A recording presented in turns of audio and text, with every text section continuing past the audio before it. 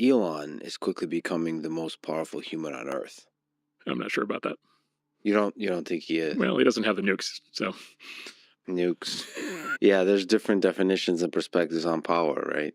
Yep. How can he or Donald Trump avoid the corrupting aspects of this power? I mean, I think the danger is there with power. It's flat out there. I would say with Elon, and I would say, by the way, overwhelmingly, I would say so far so good. I'm extremely, extremely thrilled by what he's done on almost every front for like the last 30 years, but including all this stuff recently. I think he's been a real hero on a lot of topics where we needed to see heroism. But I would say the sort of case that he has this level of power is some combination of the money, and the proximity to the president, and obviously both of those are instruments of power.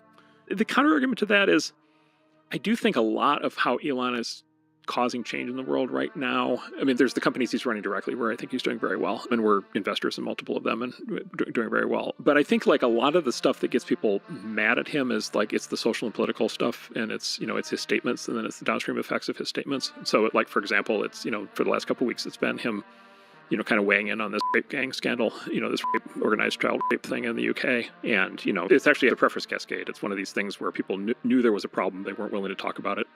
It kind of got suppressed. And then Elon brought it up. And then all of a sudden, there's now in the UK this like massive explosion of basically open conversation about it for the first time. And, it's like this catalyzing. All of a sudden, everybody's kind of woken up and being like, oh my God, this is really bad. And there will be now, pretty clearly big changes as a result. So, and Elon was, he played the role of the boy who said the emperor has no clothes, right? Here's my point.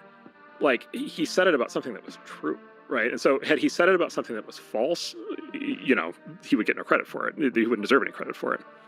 But he said something that was true. And by the way, everybody over there, instantly they were like, oh yeah, he's right. Like, nobody seriously said. They're just arguing the details now. But number one, it's like, okay, he says true things. And so it's like, okay, how far... Let's put it this way, like how worried are we about somebody becoming corrupt by virtue of their power being that they get to speak the truth? And I guess I would say, especially in the last decade of what we've been through, where everybody's been lying all the time about everything, I'd say I think we should run this experiment as hard as we can to get people to tell the truth. And so I don't feel that bad about that. This rapidly gets into the money and politics question. And the money and politics question is this very interesting question because it seems like there's a clear-cut case that the more money in politics, the worse things are and the more corrupted the system is. That was a very popular topic of public conversation up until 2016 when Hillary outspent Trump 3-1 and lost. You'll notice that money in politics has almost vanished as a topic in the last 8 years. And once again, Trump spent far less, Kamala raised and spent $1.5 billion on top of what Biden spent. So they were at, I don't know, something like $3 billion total. And Trump, I think, spent, again, like a third or a fourth of that. And so the money in politics kind of topic has kind of vanished from the popular conversation in the last 8 years. It has come back a little bit now that Elon is spending. It's like, okay, he's spending. But the data would seem to indicate at least in the last 8 years, that money doesn't win the political battles. It's actually like the voters have a voice and they exercise it and they don't just listen to ads. And so again, there I would say like, yeah, clearly there's some power there, but I don't know if it's some weapon that he can just turn on and use in a definitive way. And I don't know if there's parallels there, but I could also say just on a human level, he has a good heart, and I interact with a lot of powerful people, and that's not always the case. So that's a good thing there. Yeah. If we can draw parallels to the Hobbit or whatever, who gets to put on the ring? Frodo, yeah.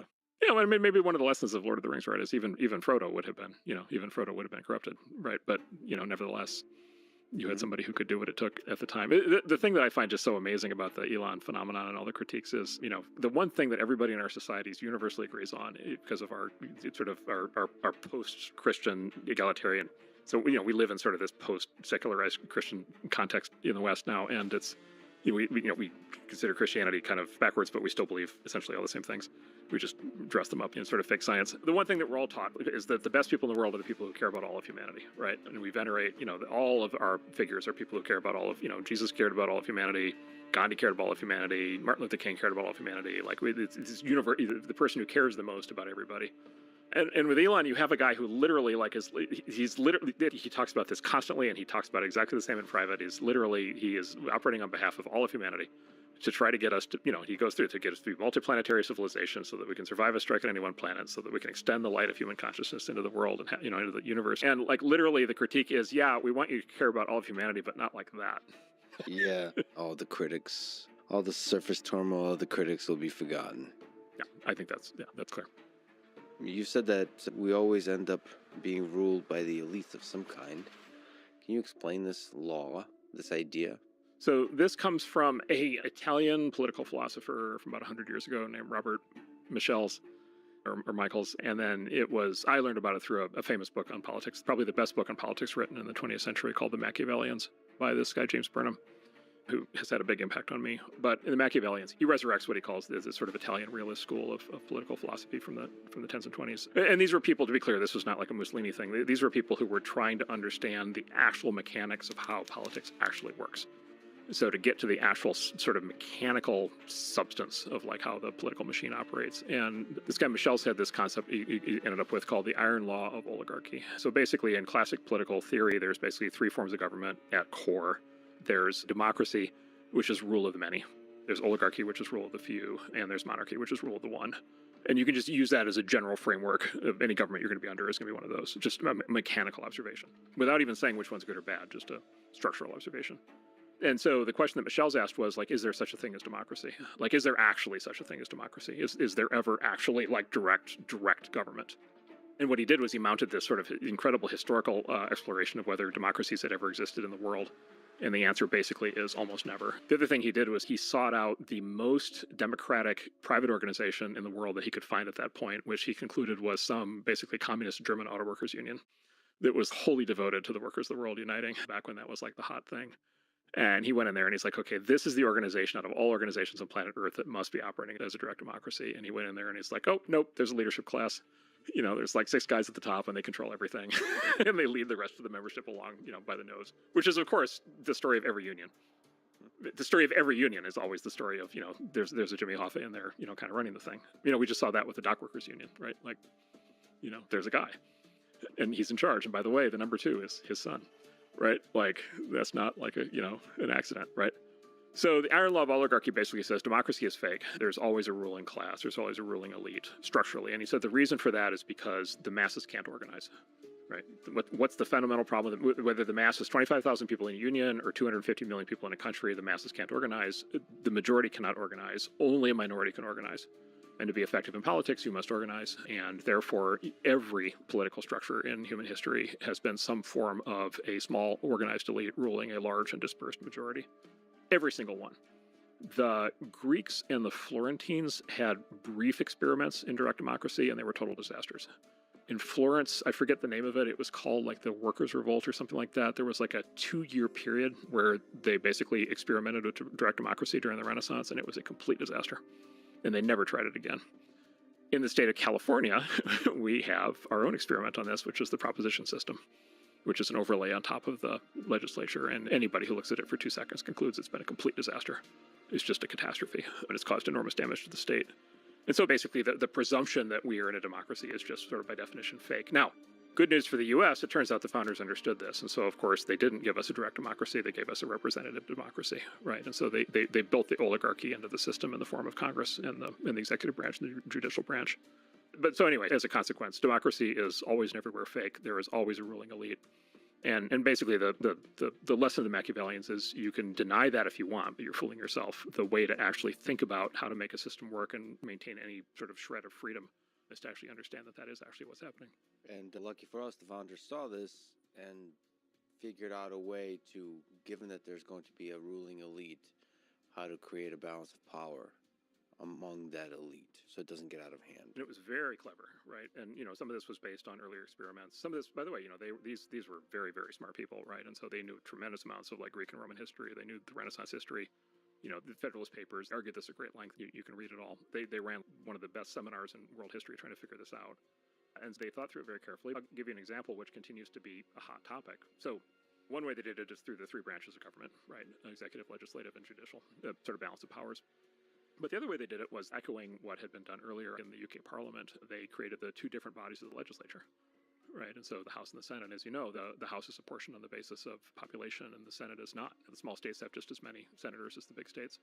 And then they made the deliberate decision to have the House get reelected every 2 years to make it very responsive to the will of the people. And they made the decision to have the Senate get reelected every 6 years so that it had more buffer from the passions of the moment. But what's interesting is they didn't choose one or the other, right? They did them both.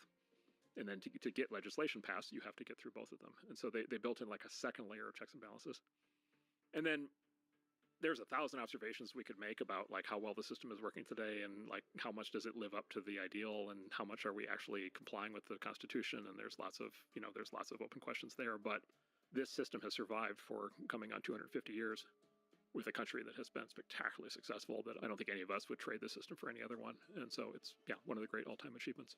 Yeah, it's incredible. And we should say they were all pretty young relative to our current set of leaders. Many in their 20s at the time. And like super geniuses. This is one of those things where it's just like, all right, something happened where there was a group of people where, nobody ever tested their IQs, but like these are Einsteins of politics. Yeah. An amazing thing. They were very keen students of the actual mechanical practice of democracy, not fixated on what was desirable. They were incredibly focused on what would actually work, which is, I think the way to think about these things. They were engineers of sort, not the fuzzy humanity students of sort. They were shape rotators, not word cells. I remember that. Wow, that meme came and went. I think you were central to that. You're central to a lot of memes. You're the meme dealer and the meme popularizer. That meme I get some credit for, and then the current thing is the other one I get some credit for. The potential for change is certainly extremely high. Can you speak to Doge? What's the most wildly successful next 2 years for Doge? Can you imagine? Maybe also, can you think about the trajectory that's the most likely, and what kind of challenges would it be facing? Yeah, so, and I'll start by saying again, I have to disclaim, I'm not on Doge. I'm not a member of Doge. Okay. So, right. Yeah, so I'm not speaking for Doge. I'm not in charge of Doge. Yep. Those guys are doing it. I'm not doing it. But I am, again, I'm volunteering to help as much as I can, and I'm 100% supportive.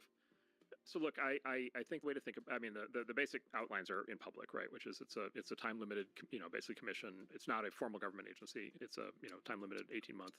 It'll in terms of implementation, it will advise the executive branch, right? And so the implementation will happen through the White House. And the president has total latitude on what he wants to implement. And then basically what I think about it is three kind of streams, kind of target sets. And they're related but different. So money, people, and regulations. The headline number, they put as the $2 trillion number, and there's already disputes over that and whatever. But then there's the people thing. And the people thing is interesting because you get into these very fascinating questions. And I've been doing this for people in government as a pop quiz, and I can stump them every time, which is, A, how many federal agencies are there? And the answer is somewhere between 450 and 520, and nobody's quite sure. And then the other is how many people work for the federal government? And the answer is, something on the order, I forget, but like 4 million full-time employees and maybe up to 20 million contractors, and nobody's quite sure. And so there's a large people component to this. And then, by the way, there's a related component to that, which is how many of them are actually in the office? And the answer is not many. Most of the federal buildings are still empty, right? Or people, working from home, or are we actually working from home? So there's the people dimension. And of course, the money and the people are connected. And then there's the third, which is the regulation thing, right? And I described earlier how basically our system of government is much more now based on regulations than legislation. Most of the rules that we all live under are not from a bill that went through Congress. They're from an agency that created a regulation. That turns out to be very, very important. We want to do, the Doge wants to do broad-based regulatory relief, and Trump has talked about this, and basically get the government off people's backs and liberate the American people to be able to do things again. That's part of it. But there's also something else that's happened, which is very interesting, which was there were a set of Supreme Court decisions about 2 years ago that went directly after the idea that the executive branch can create regulatory agencies and issue regulations and enforce those regulations without corresponding congressional legislation.